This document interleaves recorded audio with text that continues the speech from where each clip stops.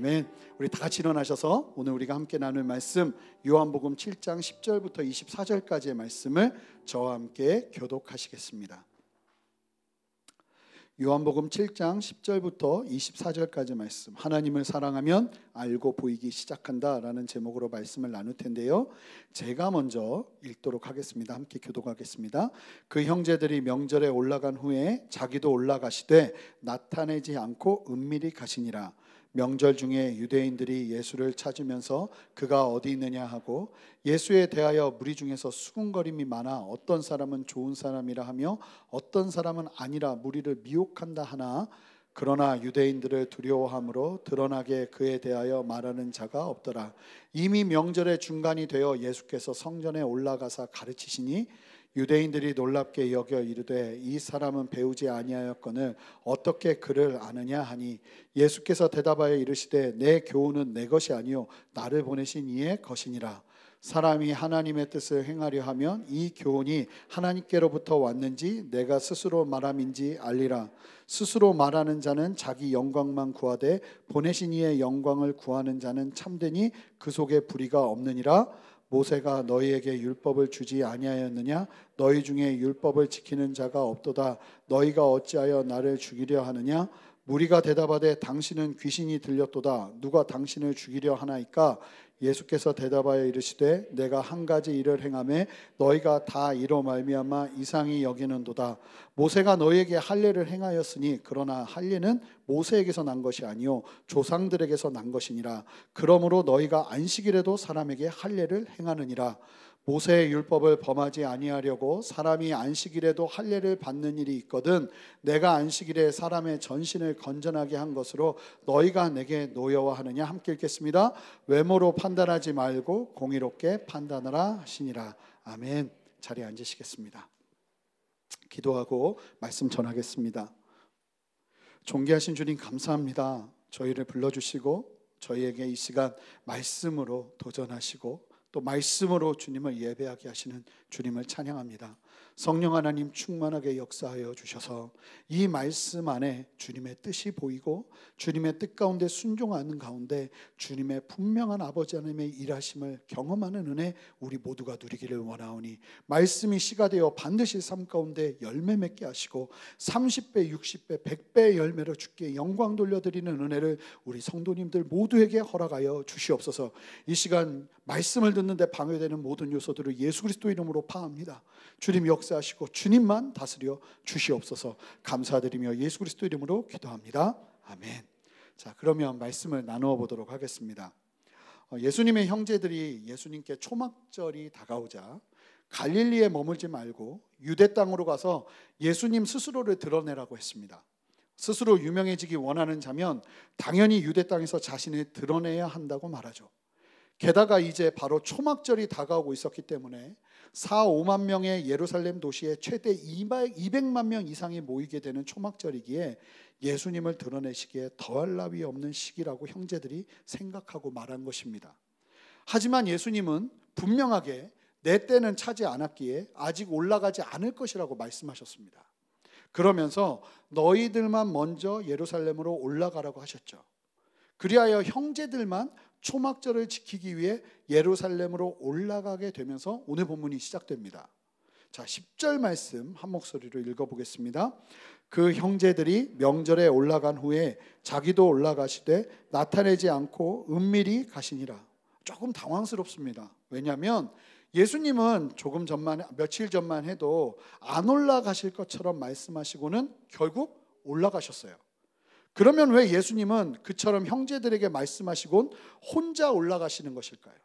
지금 예수님이 거짓말하고 계시는 걸까요? 여러분, 거짓말 아닙니다. 아시는 것처럼 동생들은 예수님을 드러내려고 했습니다. 그러나 하나님은 예수님의 때, 내 때가 아직 아님을 말씀하시면서 예수님은 아직 올라갈 때가 아니라고 하시며 너희의 때는 항상 결정되어 있으니 올라가라고 도전하셨어요.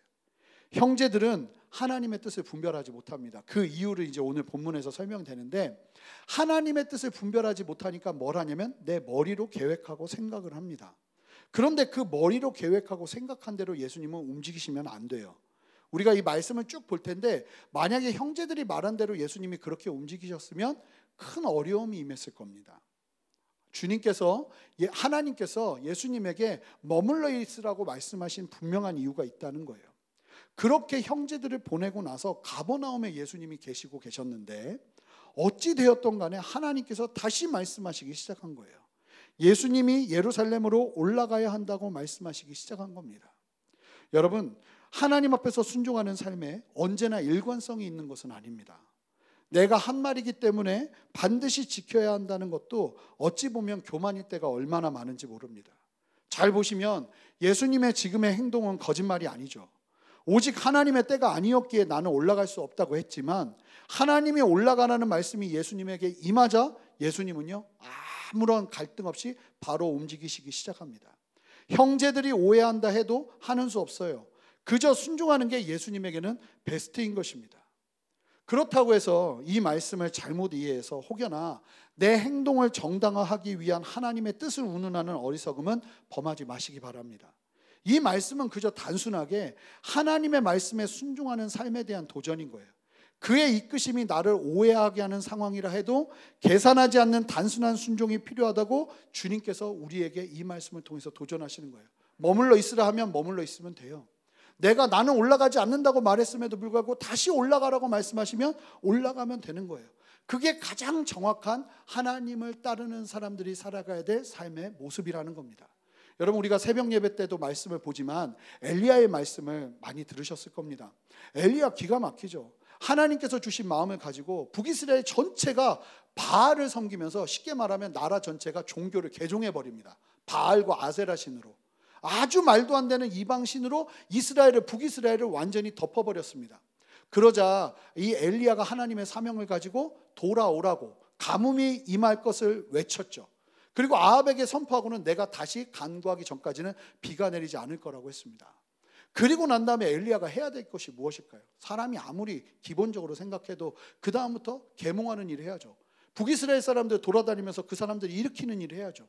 그런데 놀라운 게 뭔지 아십니까? 하나님이 갑자기 그 선포를 딱 하게 하시고는 그릿 시냇가로 보내시는 겁니다. 그릿 시냇가가 어디입니까? 단절된 시냇가라는 뜻이에요. 그릿은 쉽게 말하면 오지 중에 오지예요. 그 오지로 보내시고는 이 엘리야가 하나님 앞에서 철저하게 보호되는 시간을 갖게 합니다. 나중에 엘리야가 다시 나타났을 때 약 3년 정도의 시간이 지나고 난 다음에 다시 북이스라엘에 나타났을 때 사람이 만나자마자 북이스라엘 사람들이 만나자마자 엘리야한테 그래요. 당신을 찾으려고 온 이스라엘을 돌아다닐 뿐만 아니라 다 뒤질 뿐만 아니라 이방까지도 다 뒤졌는데 당신을 찾을 수 없었다. 그렇게까지 이야기하거든요. 그런 상황에서 하나님은 최선을 다해서 인도하시는 거예요. 그 다음에 또 어디로 인도하세요? 사르밧 시돈 땅 사르밧으로. 이 사르밧이 어디냐면 이세벨, 아합의 부인인데 아주 못됐던 이 바알신을 가지고 오게 했던 그 악녀라고 불리는 이세벨의 고향이 사르밧이었습니다. 사르밧으로 하나님이 보내버리시는 거예요. 그러니까 이 아합과 북이스라엘 사람들이요 엘리야를 찾아다니는데 설마 이 이세벨의 고향인 사르밧에 엘리야가 가 있을까? 이건 있을 수가 없는 일이니까. 그러니까 다른 데는 다 찾아봤는데 못 찾은 거예요. 하나님께서 이 엘리야에게 최선을 다해서 인도하신 거죠. 여러분, 말씀을 보면 참 많이 우리가 받는 도전이 뭐냐면 하나님께서 인도하시는 대로 순종하는 것이 가장 안전한 길이라는 거예요. 지금 예수님은 가지 않는다 말씀하셨지만 주님이 다시 올라가게 하시는 그 타이밍과 시기는 너무나 정확했어요. 이제 우리가 함께 볼 텐데 우리 11절 말씀 읽어보겠습니다. 명절 중에 유대인들이 예수를 찾으면서 그가 어디 있느냐 하고. 자, 이게 무슨 말이냐면 유대 종교 지도자들은 명절 때마다 예수님 때문에 힘든 일이 벌어졌어요. 자기들이 볼 때는. 그러니까 이번 절기에도 예수님이 나타나서 혼란을 일으킬 것을 염려하고 예수님을 찾아다닌 거예요. 사실은 찾아다닌 정도가 아니라 지난번에 38년 된 병자를 낫게 한 그 사건 때문에 이 유대 종교 지도자들은 예수님을 죽여야겠다고 생각을 하고 있었습니다. 그러니까 그냥 찾는 게 아니라 거의 수배령을 내린 수준이었습니다. 그 상태에서 만약에 예수님이 이 형제들의 말을 듣고 기적을 행하면서 예루살렘으로 입성한다면 어떤 일이 벌어질까요? 정말 심각한 소동과 혼란이 일어나게 될 겁니다. 그런데 아직은 그렇게 심각한 소동과 혼란이 일어나면 안 돼요. 예수님께서 십자가를 지셔야 될 때가 오지 않았거든요. 그러니까 하나님의 주시는 마음 안에서 예수님은 철저하게 하나님의 뜻 가운데 순종하는 게 맞았던 거예요. 하나님께서 이처럼 늦게 예수님에게 말씀하시고 예루살렘으로 올라가게 하신다는 건 다 이유가 있는 겁니다. 여러분, 사람의 생각과 다른 하나님의 이끄심을 두려워하지 마시고 순종하시는 여러분 되시기를 바랍니다.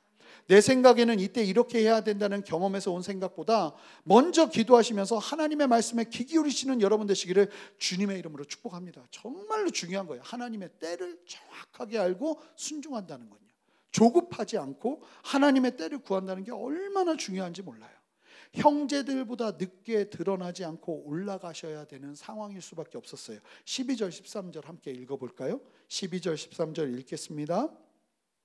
예수에 대하여 무리 중에서 수군거림이 많아 어떤 사람은 좋은 사람이라며 어떤 사람은 아니라 무리를 미혹한다 하나 그러나 유대인들을 두려워함으로 그에게 드러나게 그에 대하여 말하는 자가 없더라. 이게 무슨 얘기냐면 유대인들이요, 유대 종교 지도자들을 의미하는 거예요. 그들이 예수님을 향한 적대감이 얼마나 심각했는지를 이 말씀을 통해 알 수 있습니다. 이 유대인들은요, 백성들이 예수님에 대해서 이야기하는 것조차도 금지시키고 있었어요. 그 당시 유대 사회는요, 종교 지도자들이 금지하게 하고 말하지 못하게 하는 걸 말하는 게 불법이었습니다. 법을 어기는 게 되어버린다고요. 그러니까 이 종교 지도자들이 어느 정도로 예수님을 경계하고 있었냐면 예수에 대해서 말하는 것조차도 예루살렘에서 허락이 안 되고 있었던 거예요. 그러니까 그런 상황에서 예수님이 올라가시면 어떤 일이 벌어지겠어요? 예수님은요, 실제로 그 당시에 공공의 적이 되어 있었습니다. 자, 14절 말씀. 그 예수님이 언제 그러면 예루살렘에 도착하셨는가? 늦게 도착하셨어요. 14절 말씀 읽어보겠습니다. 이미 명절의 중간이 되어 예수께서 성전에 올라가사 가르치시니. 예수님께서 예루살렘으로 가는 일행들보다 더 늦게 출발하셨기 때문에 명절 중간쯤에 예루살렘에 도착하신 것 같습니다. 자신을 철저하게 감추시고 예루살렘으로 도착하신 예수님은 바로 어디로 가시냐면, 굉장히 좀 의미 있는 부분인데, 바로 다른 것들을 하시는 것이 아니라 성전으로 올라가십니다. 그래서 성전에서 말씀을 가르치기 시작하세요. 여러분, 명절 중간에 예수님이 도착하셨기에 예루살렘 입성이 수월했을 겁니다. 왜냐하면 하나님을 경외하는 사람이라는 기본적인 인식 안에서 명절에 늦는 건 있을 수가 없는 일입니다. 그러니까 예수님이 명절 초기에 나타나지 않자 다들 쉽게 말하면 무장 회제를 하고 있었던 겁니다. 그런 상황에서 예수님이 딱 중간에 적절한 때 들어오셔서 성전까지 아무 어려움 없이 들어가실 수 있었어요. 하나님의 인도하심은 언제나 정확합니다. 주님의 뜻에 우선순위를 두시는 여러분 되시기를 바랍니다. 근데 중요한 것은 예수님이 그렇게 성전에 도착하셔서 가르치시는데, 말씀을 가르치시는데 이 가르치심이 너무나 기가 막힌 거예요. 너무나 탁월했던 거예요. 말씀을 꿰뚫는 놀라운 가르침이었지만 이 가르침이요, 이 일반 백성들이 막 놀랍니다. 말씀을 듣고 이 구약 성경으로 쭉 통해서 하나님의 나라를 전하시기 시작하는데, 이 말씀들이 백성들에게는 도전이 되었지만 종교 지도자들은요, 말씀이 너무 놀랍다는 사실을 아는데 이 말씀 때문에 걸림이 되기 시작합니다. 우리 함께 15절 말씀 읽어보겠습니다.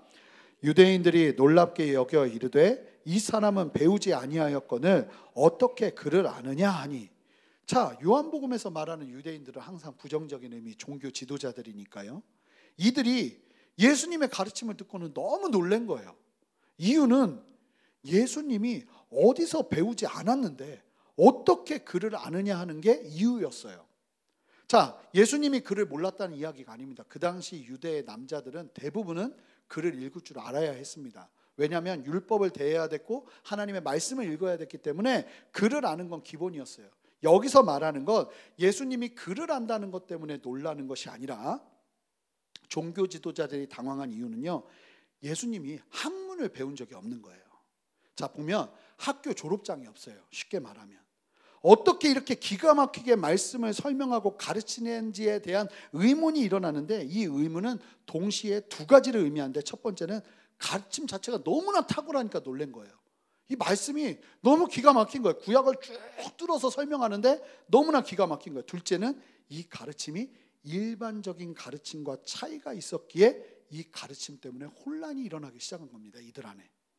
자, 당시에는 랍비든 종교 지도자든 말씀을 가르치기 위해서 반드시 거쳐야 되는 학교가 있습니다. 이걸 랍비 학교라고 그러는데, 당시 말씀을 가르치는 사람들은요, 단순하게 하나님의 말씀만, 그 토라라고 하는 모세 오경만 가르쳐야 되는 게 아니라 말씀 말고도 반드시 익히고 배워서 알고 있고 가르쳐야 되는 미시나라는 게 따로 있었어요.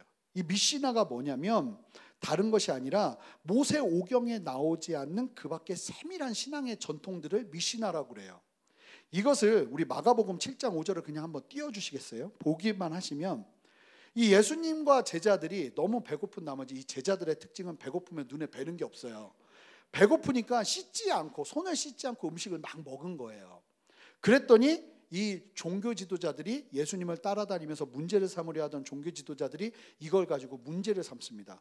문제를 삼으면서 뭐라고 말하냐면, 당신의 제자들은 장로들의 전통을 준행하지 아니하고 부정한 손으로 떡을 먹었습니다. 자, 떡 먹을 때 손을 씻지 않고 먹으면 부정해진다. 이거는 성경에 나오는 말이 아니에요. 뭐냐면 미시나예요.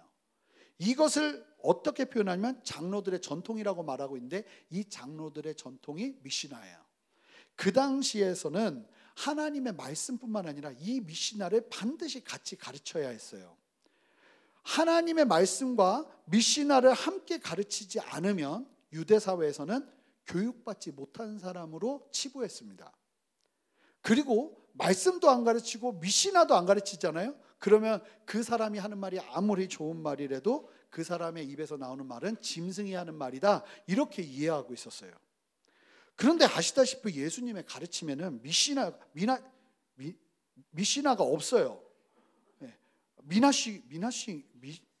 미시나가 없어요. 오히려 제가 지금 뭐가 잘못된 것 같아요. 오히려 미나씨를 거스르는 게 이슈가 되고 있으니, 중요한 건 예수님의 가르침은요, 그냥 성경 그대로만 가르치는 거예요. 장로들의 전통을 가지고 가르치지를 않았어요. 자, 그런데 그럼에도 불구하고 무시를 해야 되는데 무시가 안 된 거예요. 왜 안 되냐면 가르침이 기가 막혔기 때문이에요. 마가복음 1장 22절 말씀을 함께 읽어보겠습니다. 뭇 사람이 그의 교훈을 놀라니 이는 그가 가르치시는 거지 권위 있는 자와 같고 서기관들과 같지 아니함이라. 예수님께서 말씀을 나누시기 시작하고 가르치시기 시작하는데 기본적으로 권위가 너무나 보이는 거예요. 이게 참 신기하죠? 하나님을 제대로 모르는 사람들도 느낌적으로 아는 거예요. 이게 말씀을 전하고 나니까 이 말씀은 좋은 말씀인데 하는 걸 느낌적으로 아는 거예요. 그런데 일반 내가 지금까지 들었던 서기관들이나 가르치는 사람들의 가르침과는 너무나 다른 거예요. 장로들의 전통을 가지고 이야기하는 것이 아니라 말씀만 가지고 쭉 뚫어서 설명하고 설교하시기 시작하니까 그 말씀 앞에 사람들이 감탄하는 겁니다. 예수님의 가르침은요, 말씀 중심이었습니다. 당시 종교 지도자들의 가르침과는 사뭇 다른 말씀을 정확하게 해석하고 가르치는 가르침이었어요. 당시의 모든 기성세대의 가르침과 다른 가르침이었어요. 그런데 요한복음은 이 예수님의 가르침이 유대인들에게 걸림이 되고 있다는 것에 초점을 맞춰서 우리에게 말하고 있습니다. 예수님이 아무리 좋은 얘기를 해도 뭐 때문에 걸리냐면 정식 교육받지 않은 것 때문에, 이것이 문제가 되고 있다고 말하고 있는 거예요. 이제 정식 교육받지 않은, 쉽게 말하면 대학 어디 나왔는지 모르겠고 어디서 공부했는지 모르겠고, 이걸 모르겠으니까 예수님이 아무리 좋은 말씀을 해도 이 말씀이 들어오지를 않는 거예요. 예수님께서 너무나 놀랍게 정통한 말씀을 자유자재로 가르치시는데 어느 유명한 랍비에서 배우지도 않고 교육받지도 않았다는 게 이들에게는 의문이 되기 시작한 겁니다. 여러분, 이 놀라운 말씀 앞에서도 이들은요, 생명 없는 것으로 갈등하고 있어요. 이게 생명 없는 사람들의 특징입니다. 소경도 이런 소경이었고 영적인 문둥병 수준이에요. 감각을 상실해 버렸어요. 아무리 주님의 말씀이 놀랍게 선포되어도 이 말씀 안에서 하나님을 만나는 게 아니라 교육 못 받았는데 어디서 배웠지?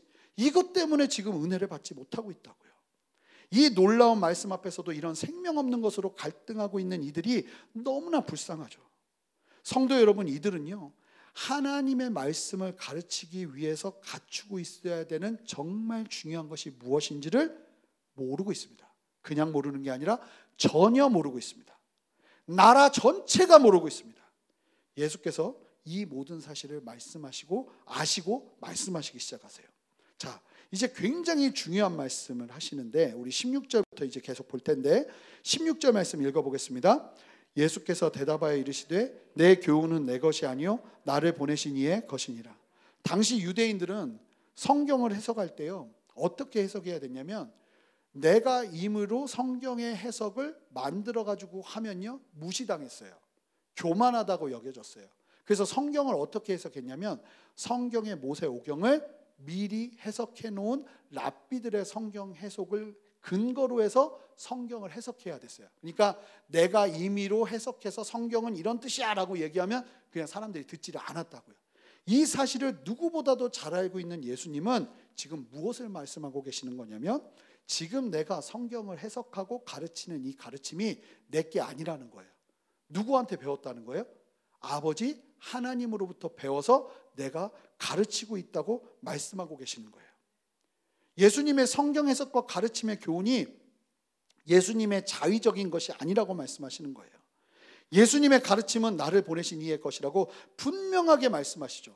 바로 성부 하나님의 가르침을 나누고 계신다고 말씀하고 계시는 거예요. 여러분, 사실은 이게 정말로 중요한 겁니다. 예수님에게 있어서 유일한 권위는 랍비나 종교 지도자들이나 당시의 신학의 흐름이 아니었습니다. 예수님에게 있어서 정말로 유일한 권위는 바로 성부 하나님 한 분이셨어요. 그리고 그 안에서 성경 중심의 해석을 하신 겁니다. 성경이 모든 권위 위에 있어야 하고요, 성경 중심의 해석을 하는 교회여야 하는 거예요. 제가 굉장히 감사한 게 뭐냐면, 제가 미국의 남침내 교단에서 신학을 공부를 했어요. 근데 공부를 했는데 이 교단에서 가르치는 가르침이 너무나 좋았던 게 뭐냐면, 성경을 가장 위에 두는 거예요. 어떤 교단 같은 경우는 뭐 칼빈이 이야기한 거에 너무 많은 비중을 두거나, 아니면 루터가 한 이야기에 너무나 많은 관심을 두거나, 아니면 신학적인 사조나 신학적인 신조 안에 엄청난 기준을 두고 그 안에서 움직이는 경우가 많은데, 제가 계속 배운 게 뭐냐면 그것보다 성경이 우선되어야 한다는 거예요.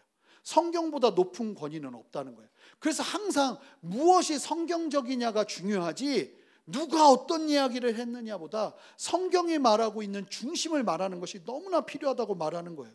근데 배우면서 보니까 맞아요. 그것만큼 정확한 게 없는 거예요. 여러분, 캐톨릭이 왜 문제가 일어나는 겁니까? 문제가 뭐냐면 하나님의 말씀, 천주교가 하나님의 말씀만큼이나 또 다른 권위를 똑같이 둔 게 뭐냐면 교회의 전통의 권위를 두기 시작한 거예요. 그러니까 교회의 전통, 교황이 말을 하면 그게 성경에 없던 말이라도 교황이 말하기 시작하면 그게 성경만큼의 권위를 가져버려요. 그러면서 교회는 무너지는 거예요. 여러분, 오직 하나님의 말씀, 예수님이요, 그 당시에 잘못된 신학적인 흐름, 잘못된 신앙관, 이것들을 다 고치고 계시는 거예요.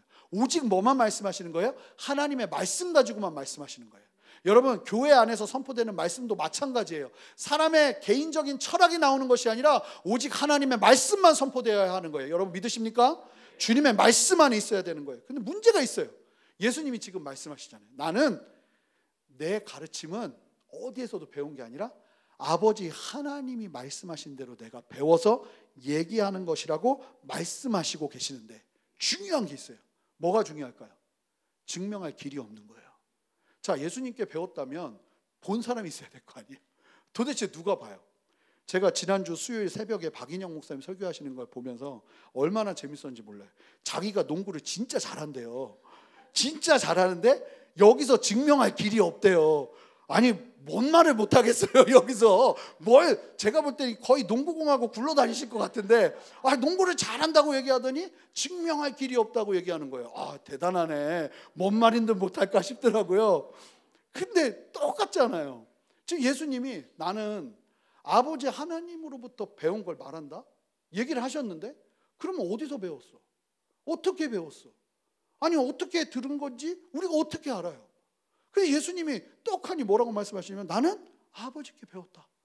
그러면 들은 사람들이 아버지께 배웠구나 하는 거 알아야 되잖아요.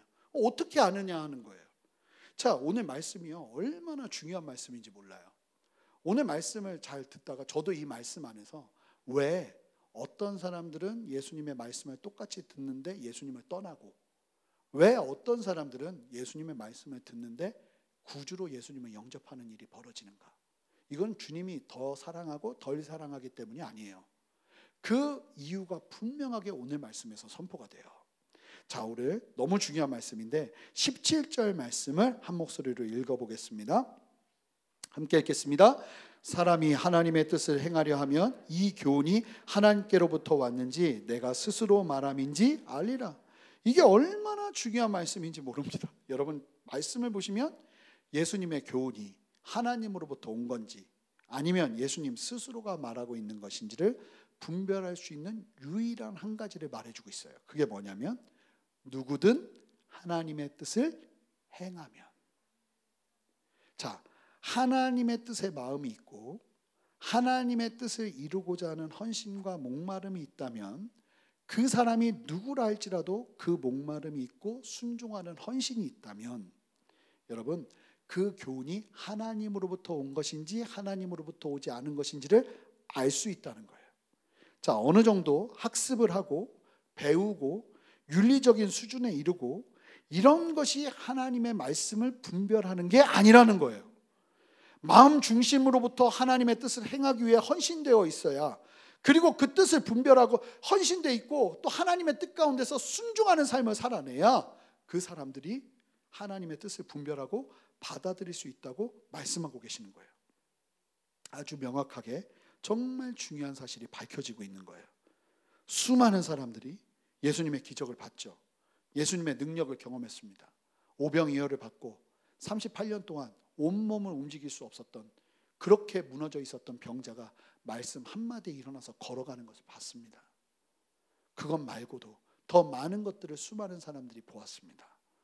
그 기적을 보았음에도 불구하고 어떤 사람들, 대부분의 사람들은 예수님을 믿지 못하고 떠났는데, 왜?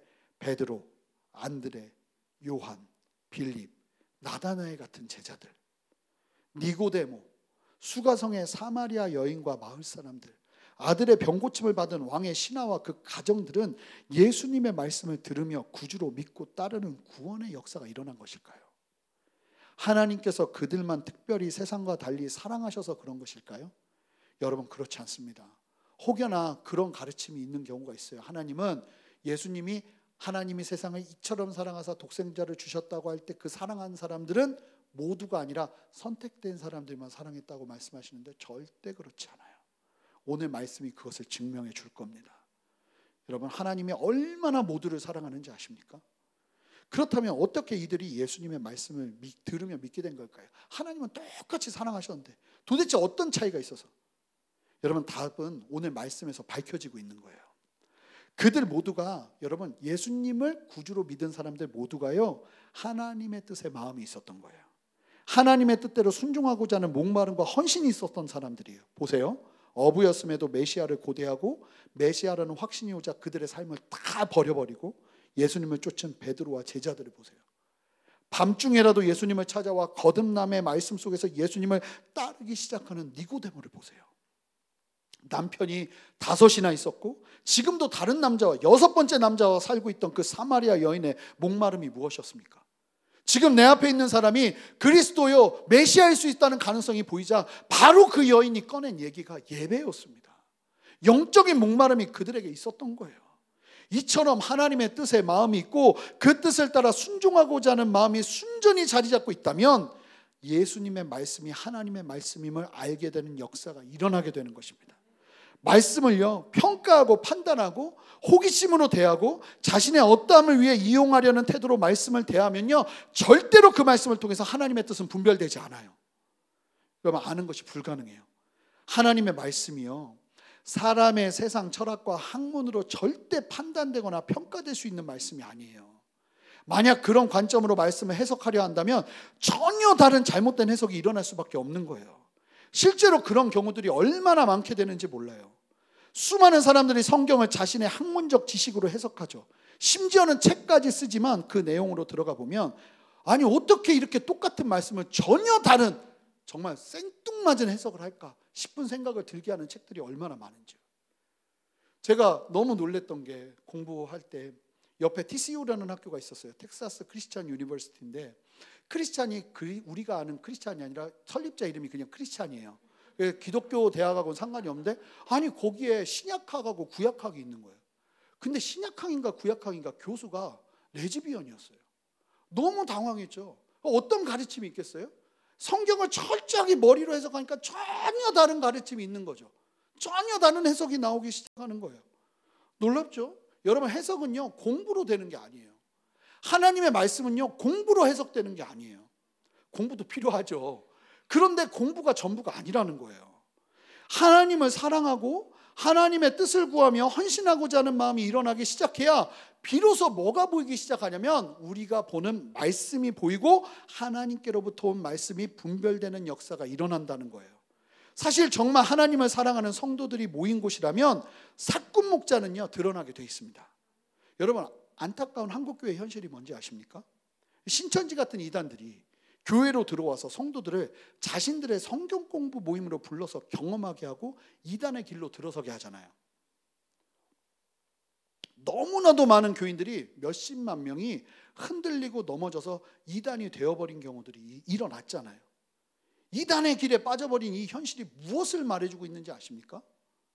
분명한 사실은 적어도 교회와 성도들이 하나님을 사랑하고 하나님의 뜻을 이루고자 하는 헌신된 성도로서의 기본만 갖추고 있었어도 그런 일은 일어날 수 없는 거예요. 들어가면 여기 이상하다는 거 알게 되는 거예요. 처음에 말씀을 가르치는 것 같아도 듣다 보면 이거 아닌데 싶은 생각이 분별력이 일어나게 된다는 거예요. 여러분, 분별력은 공부에서 나오는 것이 아니라 순종에서 나오는 것입니다. 할렐루야. 여러분, 헌신에서 나오는 것입니다. 할렐루야. 만약에 성도들이 교회를 왔다 갔다만 하는 것이 아니라 정말 하나님의 뜻이 무엇인지 알고 그 뜻대로 순종하기 시작했다면 절대로 흔들리지 않았을 거라는 거예요. 한국교회 현실인 거예요. 많은 사람들이 교회는 왔다 갔다 하지만 정작 하나님의 뜻과는 상관없는 나를 위한 예수 그리스도, 나를 위한 십자가를 붙잡고 나갔던 수많은 성도들이 흔들린 거예요. 누구든 하나님의 뜻을 행하려는 마음만 있어도 예수님의 지금의 가르침이 하나님으로부터 온 것임을 알 수 있을 텐데, 예수님은 이 종교 지도자들에게 참으로 안타까운 현실을 깨우치고 계신 거예요. 너희들이 정말 하나님의 뜻을 행하고자 하는 하나님을 향한 사랑과 경외함만 있었다면 지금 내 말을 온전히 알아들었을 텐데 지금 그 말씀하고 계시는 거예요. 여러분, 하나님의 뜻을 행하려 하는 삶이 성경 해석의 열쇠인 거예요. 결국은요, 헌신이 성경 해석의 열쇠라는 거예요. 여러분, 이게 정말로 믿음으로 아멘 하셔야 돼요. 여러분, 사랑하는 성도 여러분, 무엇보다도 하나님의 뜻을 발견하고 그 뜻을 순종하고자 헌신하는 삶의 헌신 위에 서시기 바랍니다. 그럴 때 건강한 해석이 일어나는 거예요. 신학교에 다닐 때 신학 공부를 열심히 한다고 공부에만 집중하는 것이 정말 하나님의 뜻을 발견하는 지름길이 될까요? 저는 그렇게 보지 않아요. 반드시 삶에 하나님의 뜻을 이루기 위한 헌신과 순종이 필요해요. 그 시간들은 공부를 방해하는 것이 아니라 하나님의 뜻을 더욱 온전하게 발견하게 하는 원리가 됩니다. 제가 학부에 신학교를 들어갔어요. 신학교를 이제 학부로 들어갔는데 처음에 공부하는데 너무 어렵더라고요. 사실 많이 헤맸어요. 아니, 교수님들이 가르치시는데 기본적으로 신학적인 기본이 있을 거라고 생각하고 막 가르치시는데 무슨 말인지 하나도 못 알아듣겠더라고요. 뭐 칼빈주의, 알미니안주의 뿐만 아니라 신학적인 용어들이 나오는데 아니, 태어나서 교회에서는 한 번도 들어보지 못한 이야기들을 들으니까 너무 힘들더라고요. 그래서 알아야 될 게 너무 많다 보니까 제가 열심히 공부해야지 싶었는데 그래가지고 사역들을 좀 정리를 하고 공부에만 매진을 했어요. 근데 어떤 일이 벌어졌을까요? 열심히 공부하는데 더 모르겠더라고요. 너무 재밌는 사실이 뭐냐면 군대를 다녀왔어요. 군대를 다녀와서 복학하기 전에 제가 선교단체에서 제자훈련을 한 6개월을 받았어요. 3개월 같이 훈련하고 3개월은 전도여행하면서 아프리카 가서 이디오피아에서 전도여행하고 그리고 돌아와서 이제 복학을 딱 한 거예요. 근데 그때 주님께서 내게 하신, 하나님께서 하신 도전이 있었어요. 그 도전이 뭐냐면 다시 선교단체로 들어가라는 도전이었는데 이 도전이 너무 감사했던 게 제가 신학을 2년을 공부해봤는데 해도 안 되더라고요. 그래서 내가 이렇게 쓸데없이 신학 공부할 바에 그냥 열심히 주님 위해서 주님 오실 날도 얼마 남지 않았는데 내가 헌신하며 살아야겠다 하고 서원을 한 거예요. 그러면서 부모님이 가뜩이나 신학교 가는 것도 싫어했는데 제가 부모님과 상의를 안 하고 신학교를 자퇴해버렸어요. 자퇴해보니까 저희 아버지가 난리가 난 거예요. 막 난리가 나고 분위기가 너무 안 좋은 거예요. 그래서 내가 더 결연한 의지를 보여야겠다 해서 바울이 갱그레아에서 삭발한 것처럼 머리를 스포츠로 짧게 자르고 아버지 가겠습니다. 딱 이런 거예요. 아버지가 막 난리 피면서 너 꼭 이렇게 살아야 되냐고 하는데 난 이렇게 살아야 된다고. 아버지 난 이 길밖에 없다고 이러면서 그냥 산골짜기로 또 들어갔어요.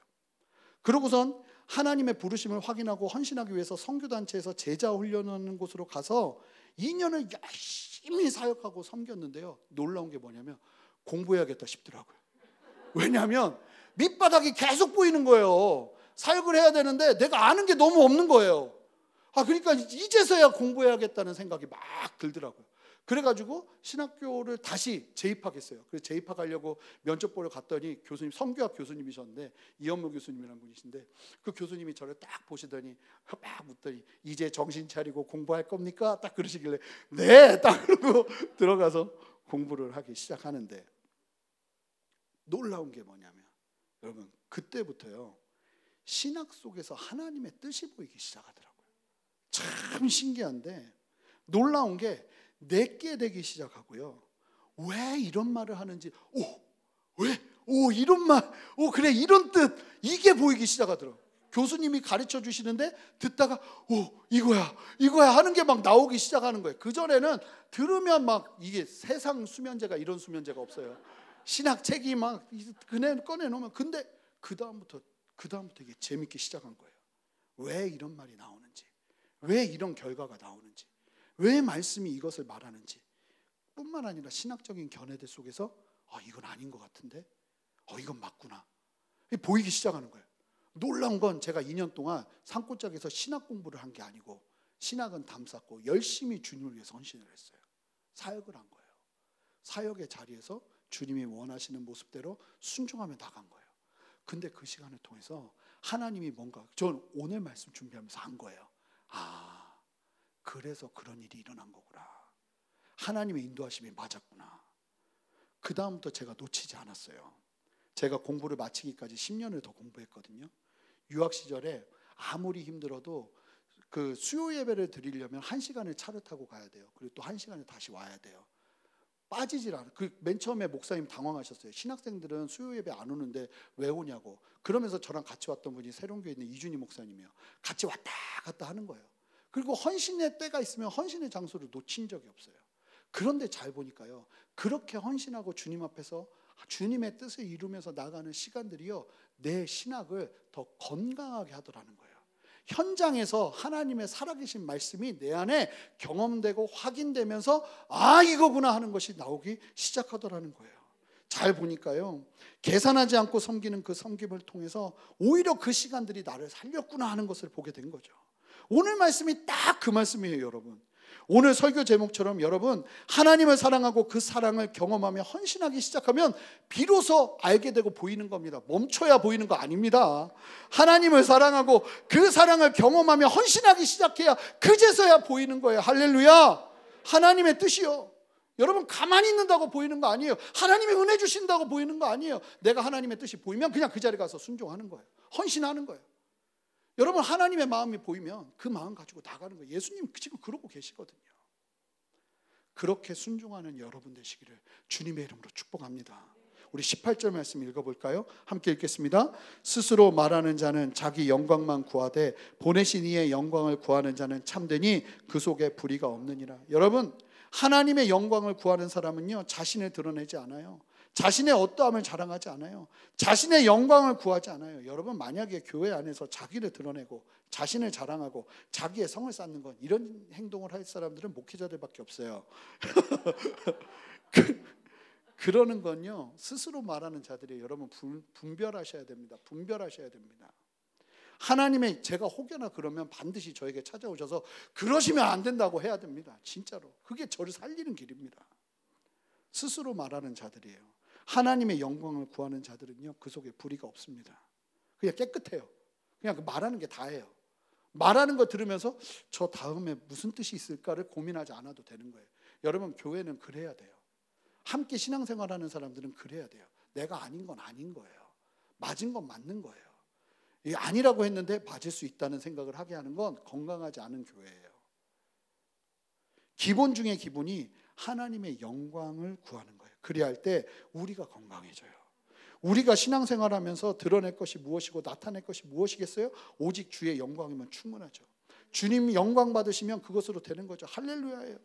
자, 이 말씀 안에서 이제 보시면 19절부터 23절을 보시면 예수님께서 안식일에 38년 된 병자를 고친 일이 원인이 되어 지금 유대인들이 예수님을 죽이려 하고 있는 거잖아요.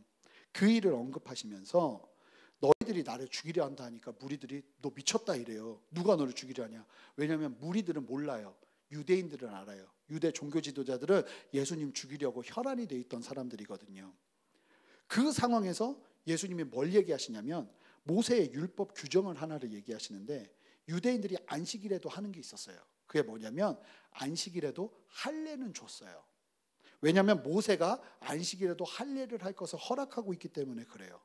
그 사실을 근거로 예수님께서 안식일에 사람을 치유한 것으로 문제 삼는 것이 부당함을 말씀하십니다. 참으로 맞는 말씀이죠. 그럼에도 불구하고 예수님을 끝까지 박해하려는 그 중심에 무엇이 있는지를 예수께서 정확하게 짚어 말씀하십니다. 함께 24절을 읽겠습니다. 함께 읽겠습니다. 외모로 판단하지 말고 공의롭게 판단하라 하시니라. 여러분, 이게 무슨 얘기입니까? 유대 종교 지도자들이요, 하나님을 사랑하고 하나님의 뜻을 발견하고 순종하고자 하는 마음이 없으니 그들 안에 판단 기준이 없는 거예요. 그러니까 뭘로 판단하겠어요? 외모로 판단할 수밖에 없는 거죠. 교회는요, 외모가 판단 기준이 되어서는 안 되는 곳입니다.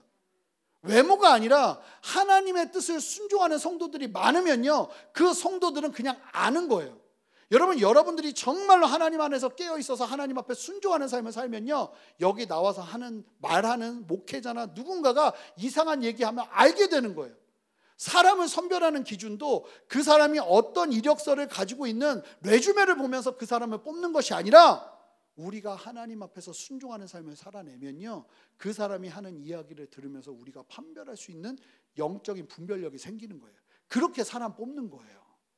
저는 우리 교회 나중에 부목사님들도 그런 분들이 오셨으면 좋겠어요. 이야기 나눠봐야죠. 하는 이야기들 속에서 하나님의 역사심을 봐야죠. 단순하게 이력서 보고 이 사람은 맞고 이력서로 막 사람 거르고 이러는 것이 아니라, 여러분, 하나님의 기준이 없으니까 세상의 기준을 찾기 시작하는 이들 아닙니까? 외모, 겉으로 드러나는 세상 기준이요.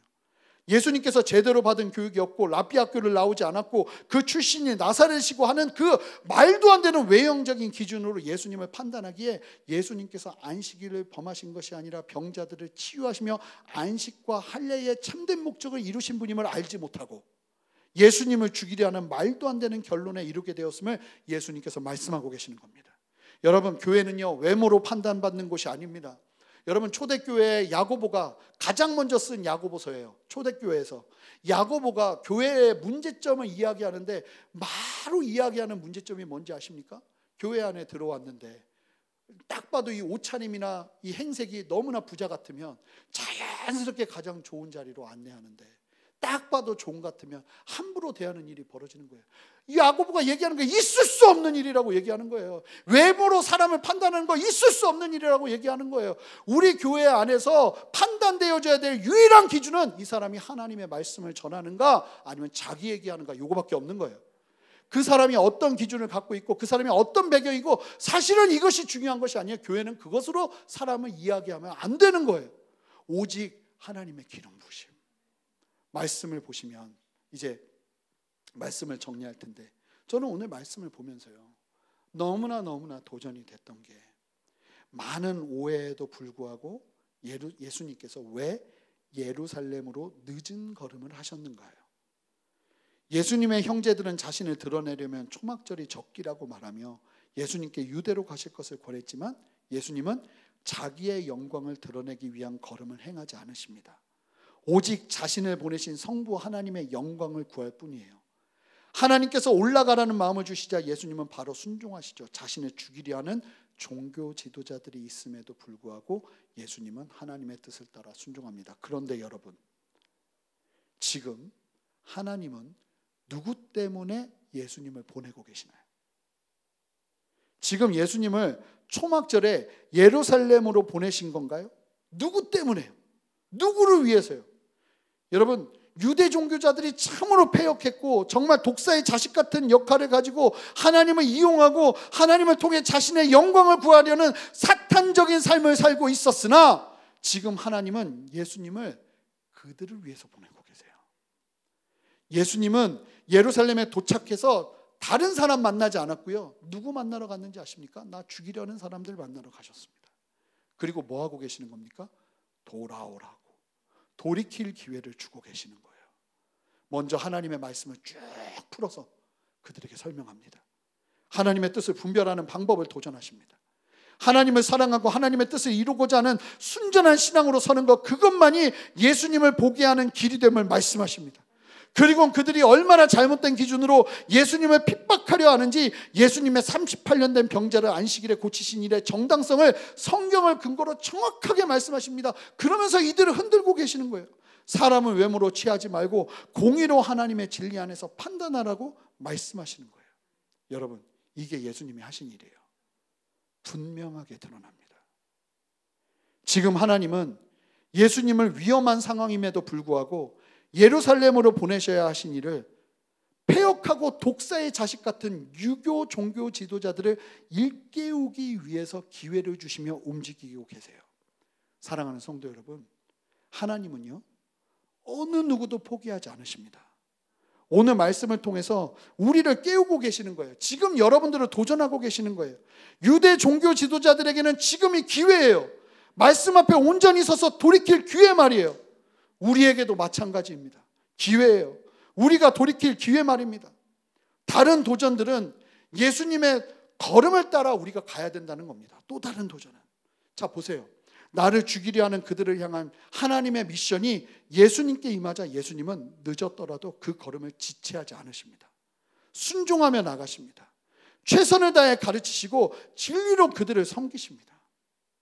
예수님께서 발견하신 하나님의 뜻은 이처럼 실제적인 것이었어요.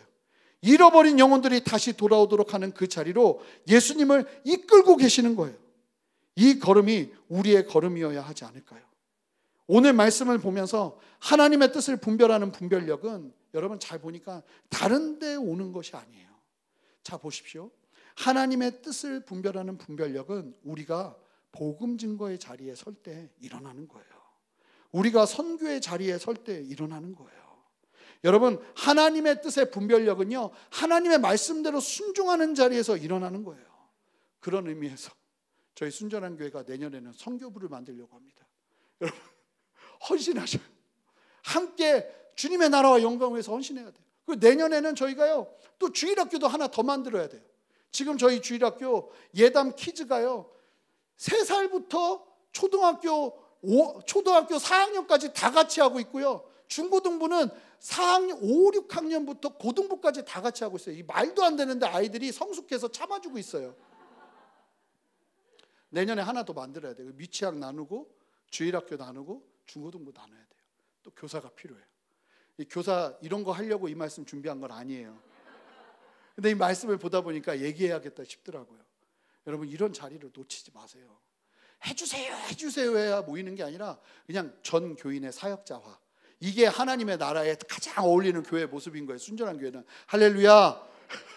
우리 한번 외쳐볼까요? 전 교인의 사역자와 전 교인의 사역자 이런 식으로 가는 겁니다. 여러분 하나님의 나라는 그런 거라는 거예요. 오늘 예수님 보세요. 하나님의 뜻이 어디 있어요? 나를 죽이려는 사람들에게 있어요. 그러자 예수님은 하나님의 뜻이 거기 있으니까 두려워하지 않고 그들에게 찾아가서 주님의 뜻을 이룹니다. 여러분 우리가 찾아가야 될 누군가가 있어요. 찾아가야 될 하나님의 사명이 있어요. 그 사명의 자리를 함께 나아가시는 저와 여러분 되시기를 주님의 이름으로 축복합니다. 함께 기도하시겠습니다.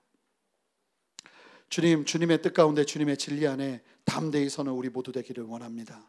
주님의 말씀이 있는 곳에, 주님의 뜻이 있는 곳에 순종하며 믿음으로 담대히 서기를 원하오니 주여 우리 안에 역사하시고 함께하여 주시옵소서. 감사드리며 예수 그리스도 이름으로 기도합니다. 아멘. 우리 다 같이 일어서시겠습니다.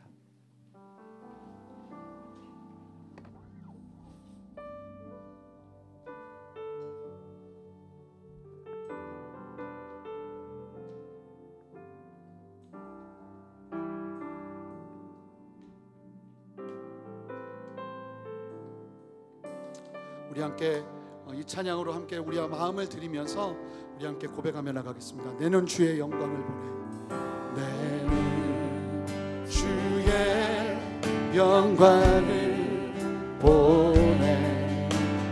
우리가 계신 주님, 그 빛난 영광, 그 빛난 영광, 온 하늘 덮고 그 찬송, 그 찬송 온 땅 가득해. 내 눈 주의 영광을 찬송 가운데, 찬송 가운데 서신 주님, 주님의 얼굴은, 주님의 얼굴은 온 세상 야간에 권능의 팔을, 권능의 팔을 드셔. 내 주의 영광, 주의 영광 이곳에 가득해. 우리 선에 주님과 함께 서는 그 걸음 위에 주님이 우리에게 분별의 영을 얻어가십니다. 할렐루야. 우리는 전진하니 모든 열방 주 볼 때까지. 내 눈 주의 영광을 보내, 주의 영광을 보내. 우리 가운데 계신 주님, 우리 눈을 들어 바라봅시다. 그 빛난 영광 온 하늘 덮고 그 찬송 온 땅 가득해. 내 눈 주의 영광을 보내. 찬송 가운데 서신 주님의 얼굴은, 할렐루야, 주님의 얼굴은 온 세상에. 우리의 두 손을 높이 듭니다. 권능의 팔을 드셔. 할렐루야. 주의 영광 이곳에 가득해. 우리 선에 주님과 함께 찬양하며 우리는 전진하니 모든 열방 주 볼 때 주의 영광 이곳에 가득해 선포하리라. 주의 영광 이곳에 가득해. 우리 손에 주님과 함께 찬양하며 우리는 전진하니 모든 열방 주 볼 때까지. 여러분, 오늘 말씀이 정말 무서운 말씀인 게 뭔지 아십니까? 여러분, 유대인들은 그들의 삶을 헌신하고 있었어요. 그들이 하나님의 뜻이다 생각하면서 그들의 삶을 던지고 있었어요. 그런데 주님 말씀하시는 거예요. 하나님의 뜻을 행하지 않고 있다고요. 하나님의 뜻과 상관없이 살고 있다고요. 그래서 분별할 수 없다고요. 우리가 주님 앞에서 기도하며 나아가는 것은, 하나님, 이 두렵고 떨리는 말씀을 온전히 취하며 하나님의 뜻에만 순종하는 참된 순종의 삶을 살아내기를 원하오니 주여 우리에게 주님의 마음 더하여 주시옵소서. 혹여나 내가 나의 뜻과 나의 영광을 위하여 살아간다면, 하나님, 자기의 영광을 구하는 안타까운 인생을 살고 있다면 하나님 돌이키게 하시고 주님의 영광만 구하며 서기를 원하오니 하나님 역사하여 주시옵소서. 그 길 위에 분별이 일어나는 거예요. 그 길 위에 여러분들이 사람을 분별하고 상황을 분별하고 환경을 분별할 수 있는 힘이 생기는 거예요. 우리 함께 기도할 때 다 같이 두 손을 듭시다. 하나님, 이 시간 나에게 주님의 충만함을 더하여 주셔서 주의 영으로 나를 채워주시고 하나님의 뜻 가운데 순종할 수 있는 참된 순종의 삶으로 헌신하며 나가기를 원하오니 주님 새롭게 세워 주시옵소서. 은혜를 기다리는 인생이 아니라 하나님의 뜻에 순종하는 인생으로 변화시켜 주시옵소서. 주님의 이름 한번 크게 부르며 기도합니다. 주여, 아멘.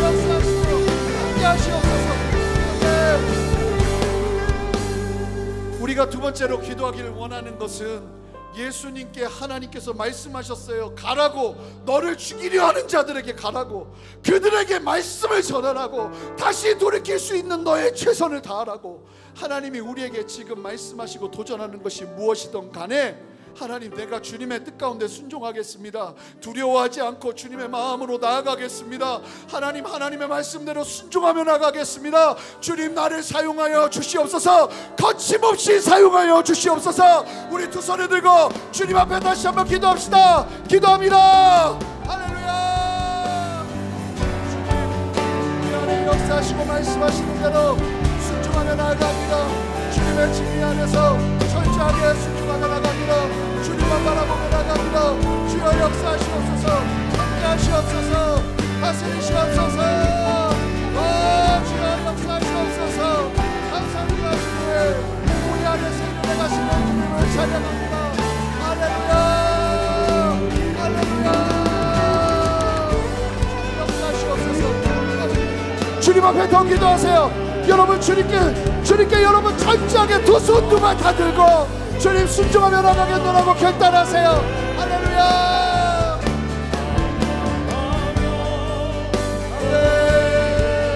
아멘. 주님 역사하시옵소서. 다스리시옵소서.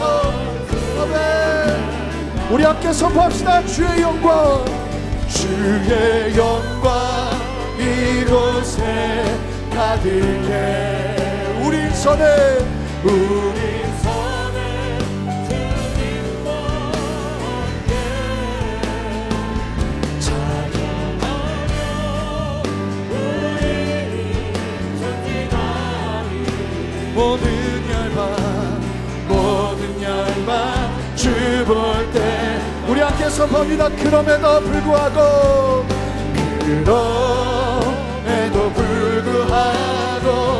날 사랑하시는 내 하나님의 사랑은 나의 모든 걸 덮고,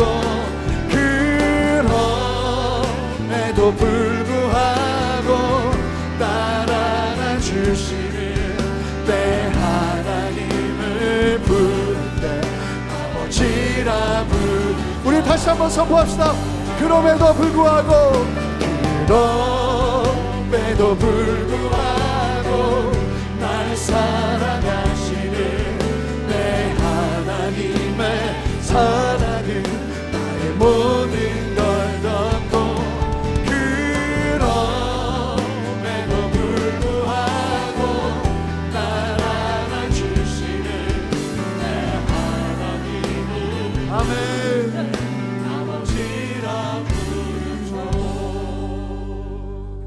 하나님, 이곳에 충만하신 주님의 영광을 찬양합니다. 하나님, 주님 말씀하시는데 우리가 어찌 주님의 그 말씀과 도전 앞에서 이유를 말하고 이야기를 하겠습니까? 하나님, 오늘 예수님의 이 순종이 우리의 순종이 되기를 원합니다.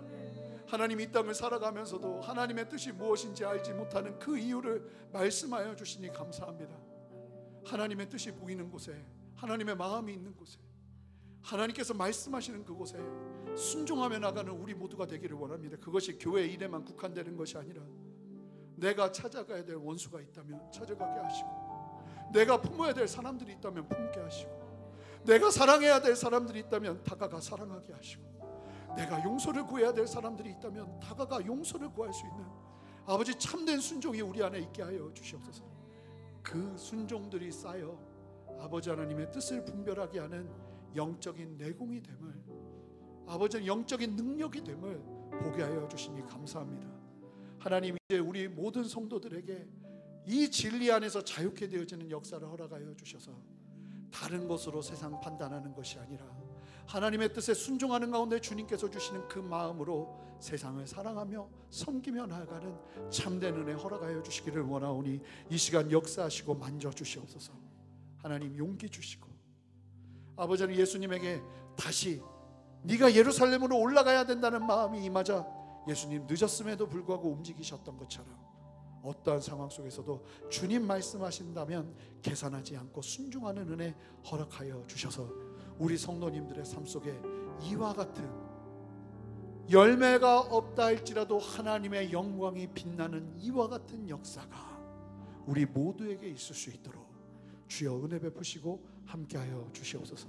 이 시간도 감사함으로 주님 앞에 드리는 헌물 주님 기뻐 받아주시고 이 헌물이 주님의 나라와 영광을 위해 온전하게 쓰여질 수 있도록 주님 역사하여 주시고 우리 성도들이 힘들고 어려운 상황 속에서도 지치지 아니하고 주님 주시는 새 길을 발견하며 믿음으로 담대히 걸어낼 수 있도록 주님 역사하시고 함께하여 주시옵소서. 감사합니다. 이제는 우리 주 예수 그리스도의 크신 은혜와 아버지 하나님의 무한하신 사랑과 성령의 내주하심과 교통하심과 신실한 역사하심이 오늘 말씀을 기억하며 주님의 진리 안에 든든히 서서 아버지의 뜻을 이루며 살아가기를 소망하는 이 자리에 계신 모든 성도님들과 함께 예배하는 성도님들의 가정과 직장과 삶의 모든 터전 위에 사랑하는 순전한 교회와 이 땅의 모든 교회들과 이 나라와 온 열방 위에 이제로부터 영원토록 함께 하시기를 간절히 축원하옵나이다. 아멘.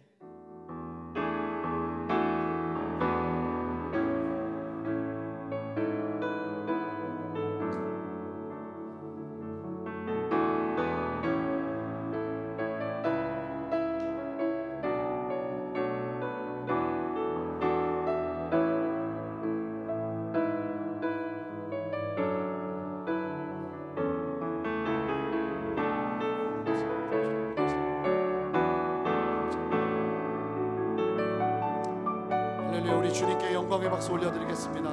네, 감사합니다. 주님. 주일 예배를 마쳤습니다. 한 주도 믿음 안에서 넉넉히 승리하시기 바랍니다.